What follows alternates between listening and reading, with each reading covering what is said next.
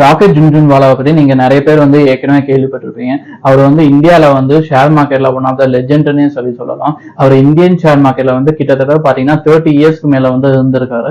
அவரு வந்து இன்வெஸ்ட்மெண்ட் பாத்தீங்கன்னா 5,000 rupeesல ஸ்டார்ட் பண்ணி இப்ப லாஸ்ட் பினான்சியல் இயர்ல பாத்தீங்கன்னா அவரோட போர்ட்ஃபோலியோ வேல்யூ பாத்தீங்கன்னா 50,000 crores இருக்கு. அவரோட ஹோல்டிங்ஸ் பாத்தீங்கன்னா 26 கம்பெனிஸ்ல இருக்கு. இப்ப வந்து ராக்கெட் ஜுன்ஜுன்வாலா நம்ம கூட இல்ல, இருந்தாலும் ராக்கெட் ஜுன்ஜுன்வாலாவோட பெஸ்ட் லைஃப் டைம் பிக்னு நிறைய பேர் எதாவது கன்சிடர் பண்ணுவாங்கன்னு பாத்தீங்கன்னா டைட்டனா தான் சொல்லுவாங்க. ஏன்னா டைட்டன் கம்பெனில பாத்தீங்கன்னா அவர் வந்து 2003ல பாத்தீங்கன்னா ஜஸ்ட் 3 rupeesக்கு வாங்கியிருந்தாரு. இப்போ டைட்டனோட ஷேர் பிரைஸ் பாத்தீங்கன்னா 3,500 rupeesல இருக்கு.